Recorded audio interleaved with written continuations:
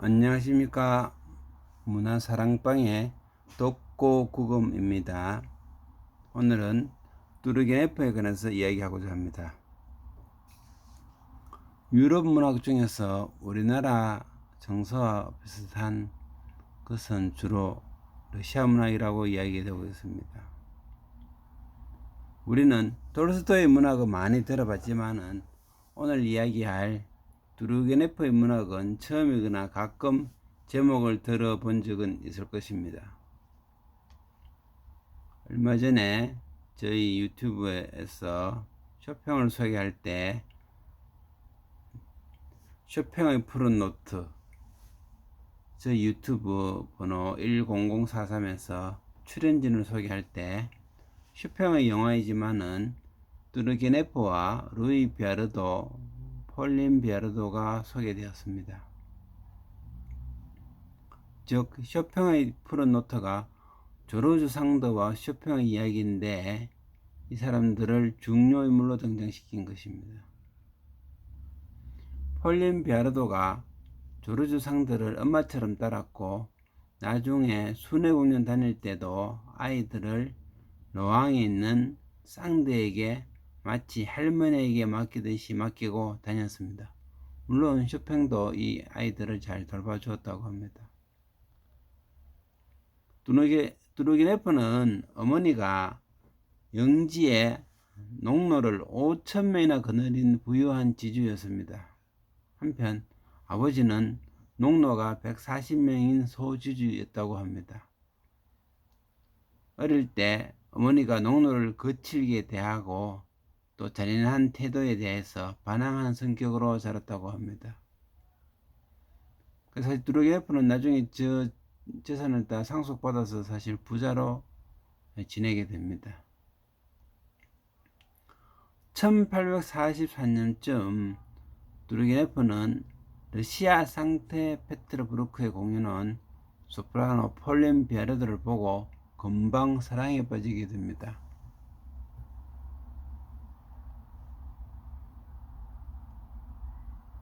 이것이 폴린 비아르도의 그림과 사진입니다. 어릴 때는 사진이 좀 없다가 나이 좀 1850년 그때쯤에 사진이 널리 유행되어서 젊었을 때 사진이라고 나이 들어서 사진이 남아 있습니다. 1844년에 폴린이 러시아에 공연 갔는데 1844년에 슈만과 클라라가 그때 러시아 공연하던 그 시기입니다.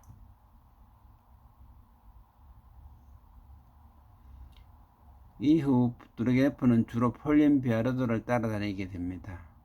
러시아 공연 때는 매일 공연을 보고 또는 사람들을 돈 주고 사서 관객에 앉혀놓고 박수와 응원의 함성을 지르게 하였습니다.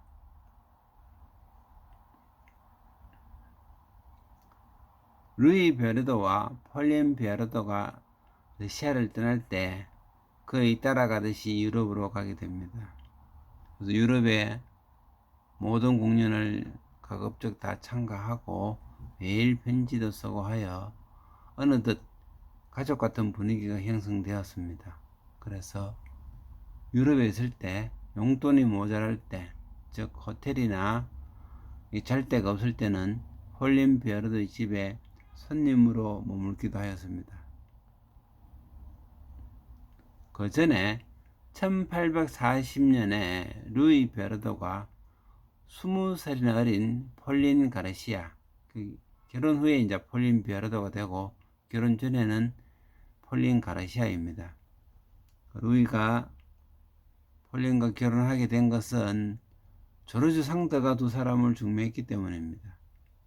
그 당시 떠오르는 젊고 예쁜 소프라노인 폴린 가르시아에게 파리의 많은 남자들이 덤벼들 듯한 가운데 시인 알프레도 미셰도 가세하게 됩니다. 그것은 저 유튜브 1004에 있습니다. 조르주 상드가 딸처럼 아끼는 폴린을 보호하기 위해서 루이 비아르도와의 결혼을 주선하게 된 것입니다. 왜냐면은 알프레드 뮤시에와 조르주 상드가 그 전에 연애하다가 깨졌기 때문입니다. 그래서 조르주 상드는 알프레드 뮤시에를 아주 싫어했습니다. 어쨌든 폴린에게 빠진 이후로 두르게네프는 거의 모든 일정을 폴린에게 맞추어서 하게 됩니다. 두르게네프도 나이가 들면서 여러가지 글을 써서 차츰 유명하게 되고 우리에게 잘 알려진 아버지와 아들, 첫사랑, 사냥꾼의 수기 등이 있습니다. 특히 첫사랑은 영화로 제작되어 널리 알려졌고 우리나라에서는 DVD로도 나왔습니다. 현재로도 저 DVD는 구할 수 있습니다. 두르게네프는 톨스토이보다 10살이 많습니다. 러시아 문학계에서 서로 알고 지내다가 톨스토이가 두르게네프의 사생활 문제를 건드려서 서로 17년 이상 모른 채 하다가 나중에 톨스토이가 회개를 할 때, 즉 톨스토이가 인생이 50살쯤 될 때 회개에 회심하여 착한 사람이 되기로 작정하였습니다. 그때 두르게네프에게 사과의 편지를 보내서 화해하게 됩니다. 사실 사생아는 톨스토이가 더 많습니다. 더 많고 대우도 별로 안 좋고 뭐 마부로 쓰고 이렇게 합니다. 두르게네프는 그 애를 나중에 폴린에게 입양시켜서 교육을 받게 하고 좋은 아가씨로 자라게 만들어줍니다. 윗줄에 왼쪽에 첫 번째 있는 사람이 톨스토이고 아랫줄에 왼쪽에서 두 번째 있는 사람이 두르게네프입니다. 두르게네프는 키가 192cm라고 합니다. 두르게네프가 폴린을 쫓아다니면서 유럽을 전체를 돌아다니면서 국제적 인사가 되어버린 것은 폴린이 음악계 내부 사정으로 프랑스 파리에 정착을 못하여 주로 외국 공연을 많이 다녔기 때문입니다. 결국 두르게네프와 폴린은 어떤 의미로 국제적 예술가가 되어버렸습니다. 두르게네프는 자기가 발표한 책들을 자기가 돌아다닌 유럽 전역에 번역되어 발간됨으로써 러시아 문학가 중 처음으로 유럽에 번역책이 나온 사람이 됩니다. 폴린도 해외, 즉 프랑스를 제외한 유럽에서 유명해져서 나중에 파리에 입성할 수 있게 됩니다. 두르게네프 시 중에서 거지라는 시가 있습니다. 거리를 걷고 있느라니 늙어 빠진 거지 하나가 나의 발길을 멈추게 한다. 눈물 어린 충혈된 눈, 파리한 입술, 다 해진 누더기 옷, 더러운 상처. 오, 가난은 어쩌면 이다지도 처참히 이 불행한 인간을 갉아먹는 것일까. 그는 빨갛게 부푼 더러운 손을 나에게 내밀었다. 그는 신음하듯 중얼거리듯 동량을 청한다. 나는 호주머니란 호주머니를 모조리 뒤지기 시작했다. 지갑도 없다. 시계도 없다. 손수건마저 없다. 나는 아무것도 가진 것이 없었다. 그러나 거지는 기다리고 있다. 나에게 내민 그 손은 힘없이 흔들리며 떨리고 있다. 당황한 나머지 어쩔 줄을 몰라 나는 힘없이 들고 있는 그 더러운 손을 덥석 잡았다. 용서하시오 형제, 아무것도 가진 것이 없구려. 거지는 충혈된 두 눈으로 물끄러미 나를 바라보았다. 그의 파리한 두 입술에 가느다란 미소가 스쳤다. 그리고 그는 자기대로 나의 싸늘한 손가락을 꼭 잡아 주었다. 괜찮습니다, 형제여. 하고 그는 속삭였다. 그것만으로도 고맙습니다. 그것도 역시 적선이니까요. 나는 깨달았다. 나도 이 형제에게서 적선받았다는 것을. 이 뚜르그네프의 거지라는 시와 우리 윤동주 시님 쓰신 뚜르게네프의 언덕이라는 시가 있습니다. 읽어보면은 나는 고갯길 넘고 있었다. 그때 새 소년거지가 나를 지나쳤다. 첫째 아이는 잔등에 바구니를 둘러매고 바구니 속에는 사이다병, 간점회통, 쇠조각, 헌 양말작 등 폐물이 가득하였다. 둘째 아이도 그러하였다. 셋째 아이도 그러하였다. 덥수룩한 머리털, 시커먼 얼굴에 눈물 고인 충혈된 눈, 색이라 불어섬한 입술, 너덜너덜한 남루, 찢겨진 맨발. 아, 얼마나 무서운 가난이 이 어린 소년들을 삼키었느냐. 나는 측은한 마음이 움직였다.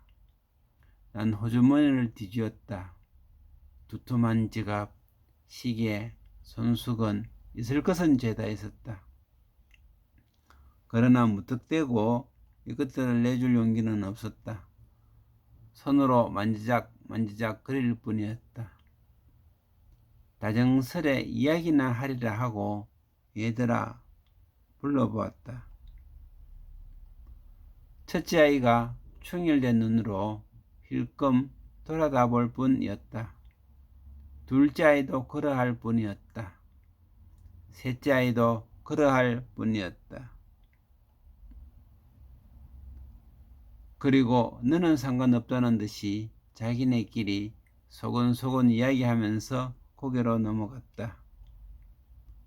언덕 위에는 아무도 없었다. 짙어가는 황홀이 밀려들 뿐.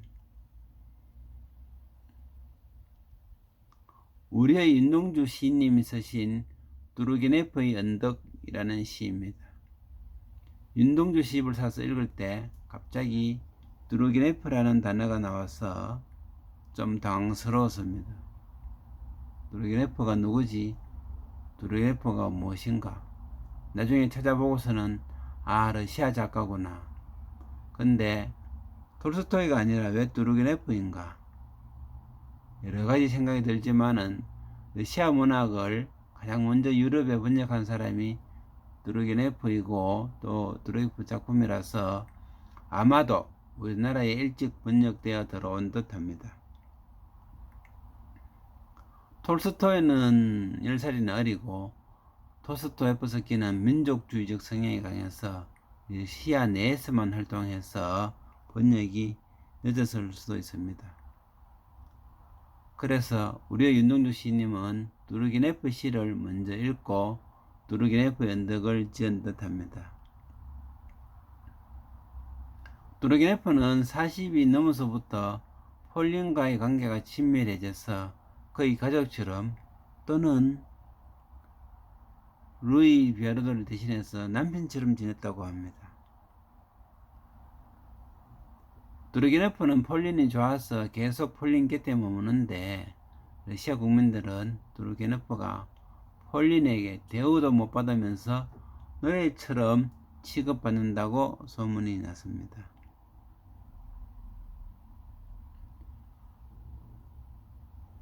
루이는 건강이 60세 이후 안 좋고 해서 폴린의 보호자로 뚜르게네프에게 좀 루이가 양보한 듯한 그런 분위기였다고 합니다. 어쨌든 뚜르게네프도 60살이 넘어서 병이 많아지고 64세에 척추암으로 사망하게 됩니다. 1883년 루이 베르도는 두 번의 중풍으로 5월달에 사망하게 됩니다. 82세입니다. 그리고 같은 해 1883년 뚜르게네프도 9월달에 사망하게 됩니다. 폴린 비아르도는 한 해에 2명의 남자를 사별하게 됩니다. 충격이 컸을 것입니다. 뚜르게네프의 연구는 러시아로 옮기는 중에 많은 사람들이 여기에 나와서 조문을 했습니다. 그리고 상트페테르부르크에서 공동묘지로 갈 때 40만 명의 시민들이 몰려 나왔다고 합니다. 예, 오늘은 두르긴 F에 대해서 알아보았습니다.